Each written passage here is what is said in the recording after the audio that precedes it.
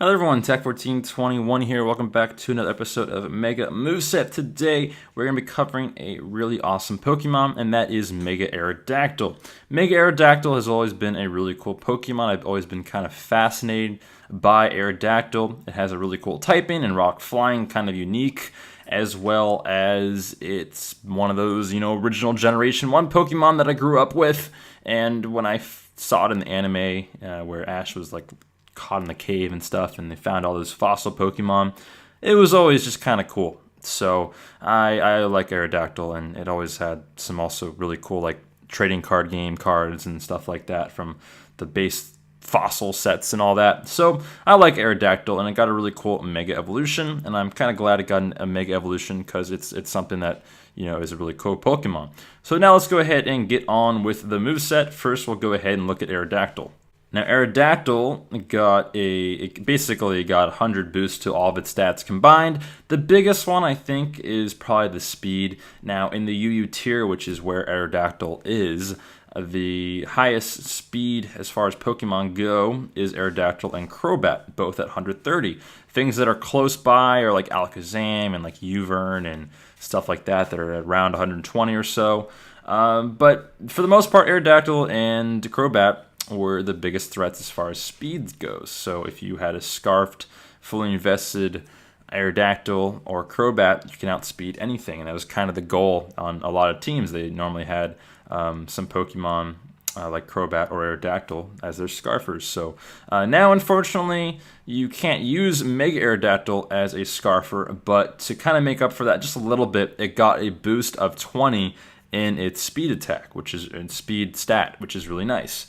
So you can't really outspeed everything because some things are scarfed, but you can outspeed a lot of things. And with the EVs that I have on here that I'll show in a second, you can outspeed a lot of big threats to you as long as they're not scarfed. So just watch out to see if they're scarfed, and if they use an item, if they switch moves at all during the battle, you'll know that they're not scarfed, and you can just go from there. So the attack also got a boost, which is really nice because we're going to be using physical moves. So it got a boost of 30, so that's great. The defense and the special defense got a boost of 20, and that's also nice because you can live more hits theoretically, and that's always good as well. The special attack got a boost, but we're not really too concerned about that. We're going to decrease the special attack, so don't worry about that at all. As far as the abilities go on Aerodactyl, it's not really going to matter too much. You're going to want to use your Mega Evolve as soon as you possibly can, and just go from there. But if you have to pick one, I guess I would pick Pressure, because why not? It sounds cool. So yeah, Aerodactyl, its ability is Tough Claw, and what Tough Claw does is this Pokemon's contact attacks do 33% more damage. Now, I've done all the math for everyone, so when we do get to the moves, I'll go ahead and add up all the math to everything and kind of tell you why I chose certain things. But if you do recall, Mega Charizard X also has the same ability, and we kind of did the same thing. We followed the same principles as far as that moveset went, and I thought that was a really good moveset. I've had really good success with Mega Charizard X. I also had a session on it, and that went well as well. So Mega Charizard X was really good, and I'm hoping that this moveset will work the same kind of basic way in this UU tier. So let's go ahead and look at the EV spread. Now, the EV spread is designed to counter certain things in the tier. The biggest one is the speed. If you have a timid Raikou, which has Thunderbolt, and it's hitting for a good amount of damage and is pretty common, I'd say, in the tier. If you have a timid, fully invested speed Raikou, it's going to be at 361. So by being at 362, you can outspeed that as long as it's not scarfed, as well as Garvantula, or whatever that pesky little spider bug thing is. Then you can outspeed that as well. You can outspeed Alakazam and other stuff that are less than you, obviously, as long as they're not scarfed. So just watch out for that. I chose to invest in defense because things that have priority over you are a little bit of a threat to this Pokemon. Mainly mainly Bullet Punch and Ice Shard. Those are the big two because you are weak to both of those moves. Your time's too weak to both ice and steel. So Metagross is a big threat because of its Stone Edge, or because of it. Why do I keep saying Stone Edge? Because of its Bullet Punch. There we go. And also Donphan and other things that carry Ice Shard, are like Abomasnow, are a little bit of a threat as well because of the Ice Shard. So I invested in the defense so that you can 3-hit KO them, and you can 2-hit KO Metagross, you can 3-hit KO anything that has Ice Shard, at least 3-hit KO them, and they, so just that's why I invested a little bit in the defense, so you can deal with those threats a little bit better. The attack, I invested everything that I could in it. 252, made it adamant, and you get 405 base attack, which is huge. So that's really nice. Now let's go ahead and look at the bread and the butter, the moveset. First off, we got Stone Edge, and I guess I should talk about Hone Claws first. So Hone Claws is going to be your go-to move first. You're going to want to try to switch it on things that don't want to take a hit from Aerodactyl, or that may be scarfed and are locked into Earthquake or something like that, or a ground-type move, which may happen. So because you are immune to ground, I never mentioned that. You're immune to ground, so you don't have to worry about spikes. You don't have to worry about sticky web. So you're going to keep your speed unless someone uses like an attack on you that decreases your speed. So that's really nice. So yeah, Hone Claws, really nice move. We also use this on Mega Charizard X, and it works really well. It not only increases your attack, but increases your accuracy. So Stone Edge is going to be your go-to move. Stone Edge has it's really good move. Its downside has always been that 80% accuracy.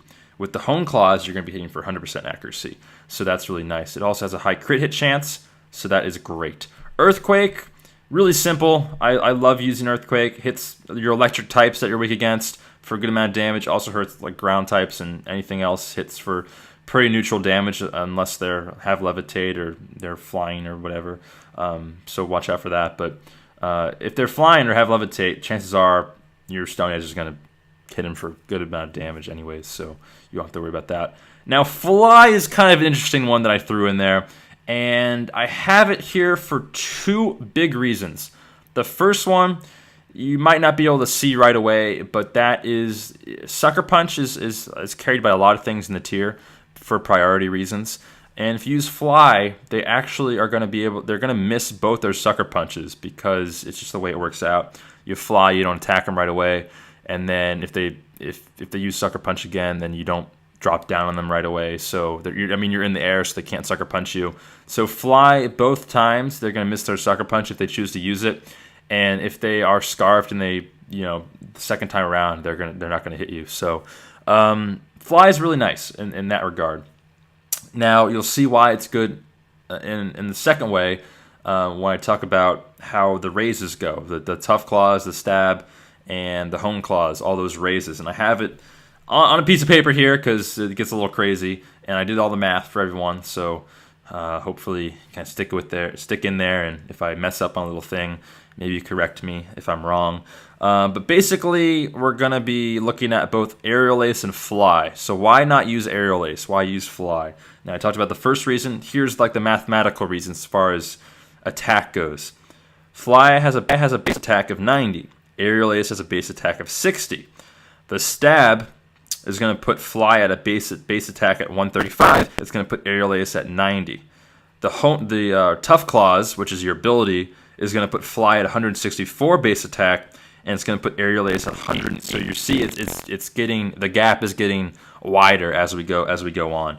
And then if you use one Hone Claws, you're going to be at 184 with your Fly, and if you use one Hone Claws, you're going to be at 126 with your Aerial Ace. So you can see it's just going to, the gap between the two as far as base power goes is going to continue to raise, and I just like Fly a little bit better. I think people are not going to expect it as much, and if you use it in the video game, you can get around to different places faster, so why not use Fly? If you have to have Fly one of your Pokemon to get around faster, why not just throw Fly on Aerodactyl, and it's pretty good in the moveset.